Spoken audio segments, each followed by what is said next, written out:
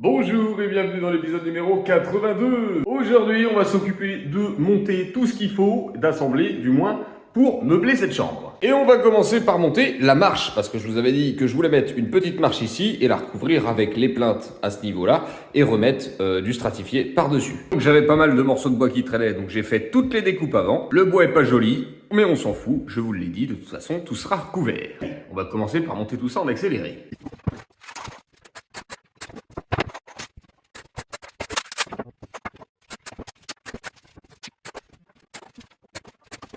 À la base, j'avais pensé à une espèce de marche-tiroir, c'est-à-dire que je faisais une marche d'à peu près cette taille, sauf qu'au niveau de la plinthe, ça aurait été, vous voyez, comme une porte de tiroir que j'aurais pu tirer pour mettre du rangement.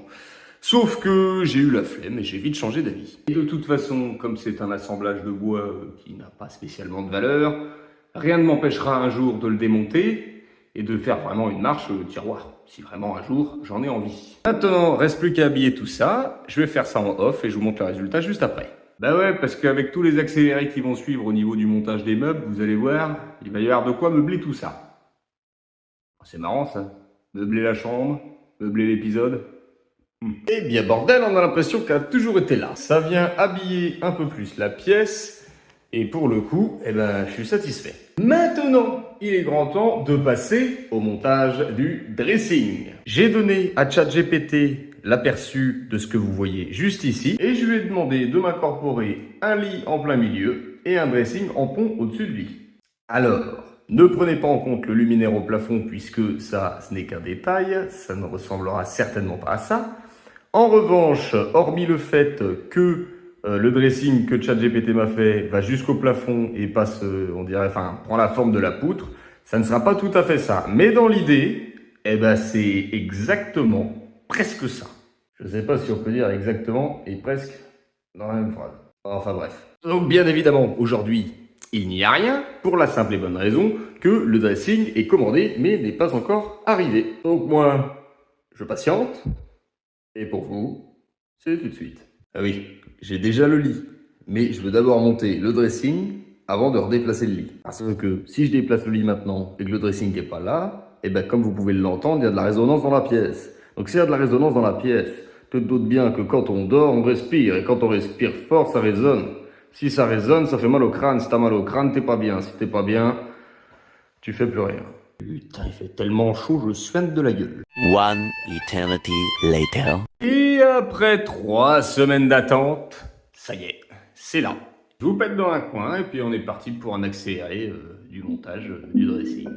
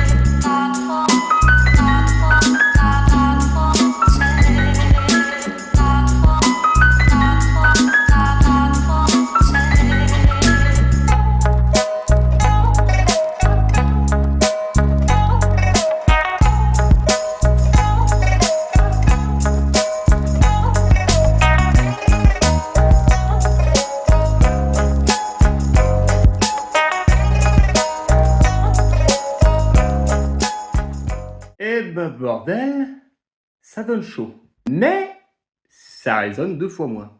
Même presque plus du tout. Eh bien dans l'idée, c'est vraiment pas mal. Hormis 3 choses. La première traînée blanche qu'on voit ici, l'espacement qu'on voit entre les 2 caissons là-bas, et également le niveau de la porte qui est pas du tout le même. Eh bien ça, je sais à quoi c'est dû. C'est dû au simple fait que j'ai monté tous ces caissons tout seul, et que forcément, à bout de bras, à faire les tracés, les marques pour percer au mur et tout ça, eh ben c'est vraiment pas évident. Donc, ce que je dois faire maintenant, c'est trouver un étai, parce que j'en ai pas, relever les meubles en les poussant, et à l'intérieur, venir mettre des vis pour pouvoir les solidifier.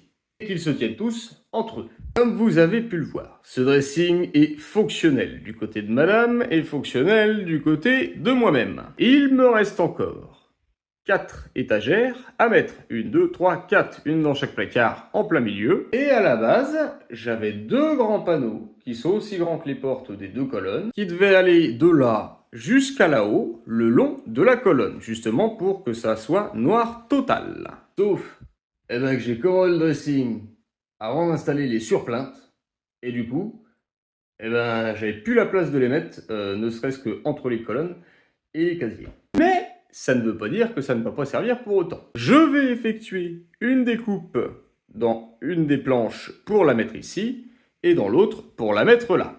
Et il me reste également 2 petites comme ça, que je vais couper en 2 pile à la moitié, pour avoir une belle jonction ici, en noir, parce que sinon, si j'en mettais une entière, ça me faisait terminer ici, et un autre morceau là, et ça me plaisait pas trop. Enfin bref, là, je vais aller prendre une douche, je vais aller manger, et je vais aller me coucher.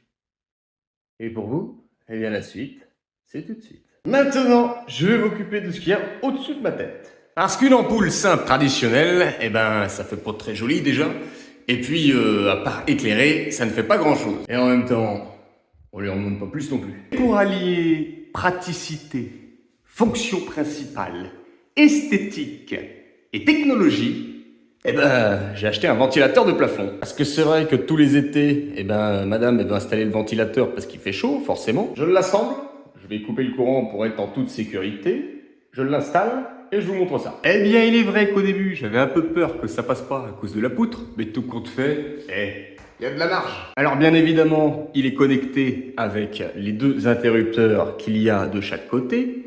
Et si ces interrupteurs sont éteints, eh bien rien ne fonctionnera. En revanche, si les interrupteurs sont allumés, eh bien je peux allumer la lumière, changer le mode de lumière, bien évidemment la classique, l'intensité.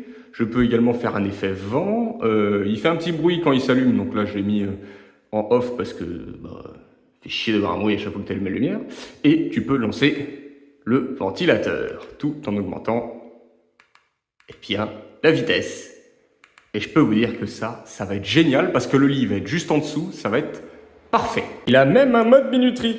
Et ça, c'est vraiment génial. Je peux aller jusqu'à 4. Je sais pas si ça représente 4 minutes, 40 minutes, 4 heures. Aucune idée. Faudrait que peut-être que je lise la notice. En attendant, y a pas à chier. Ça va être génial, ça. Eh bien, sous cette chaleur de bœuf, j'ai enfin terminé le dressing.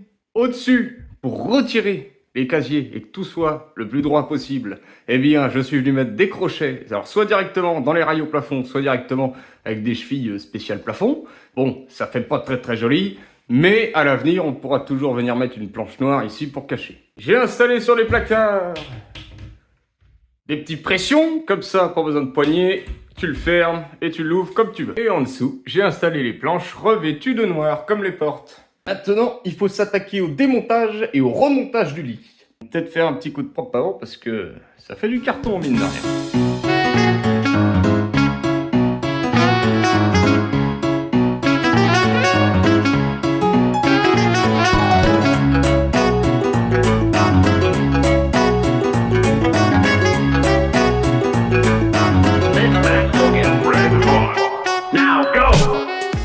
Franchement, il n'y a pas à chier, ça claque. Il me reste une chose à faire, enfin, une chose importante, mais il me reste plusieurs petits trucs à faire, c'est 2 tables basses. Et attention, transition matelas. Et voilà. Bien évidemment, il y en a une de l'autre côté aussi. Et on peut dire que sur le gros du boulot, c'est fait. Là, on est dans une chambre complètement aérée. Bon, bien sûr, il faut encore que je range mon bordel et que ça, je l'emmène du coup dans l'autre pièce. Il ne reste plus avec madame qu'à trouver un petit peu de déco à mettre au mur parce que c'est vrai que ça fait un peu blanc. Mais bon, en tout cas, c'est vachement lumineux et c'est beaucoup plus aéré. Alors, il est vrai que j'ai passé du temps sur le mur qui est derrière moi avec la peinture noire et la feuille d'or pour au final en cacher presque 80%. avec le dressing et la tête de lit. Mais en fait, je me suis dit que le jour où on décide, je sais pas, de changer, de vendre, de peu importe, quand on enlèvera tous les meubles, eh bien, j'avais pas envie d'avoir qu'un seul petit carré noir avec des petites bandes dorées, quoi. Et puis derrière, l'ancien mur vert. Donc du coup, j'ai préféré faire tout le mur, comme ça, c'est clean. Il me reste encore également à faire quelques petites finitions pour cacher éventuellement quelques petits défauts, notamment par exemple l'espace qu'il y a entre le meuble et le mur, mais rien de bien très important à faire dans l'immédiat, puisque ça n'entrave pas la fonctionnalité de cette chambre. Enfin bref, sur ce, je vous dis à la semaine prochaine, en vous souhaitant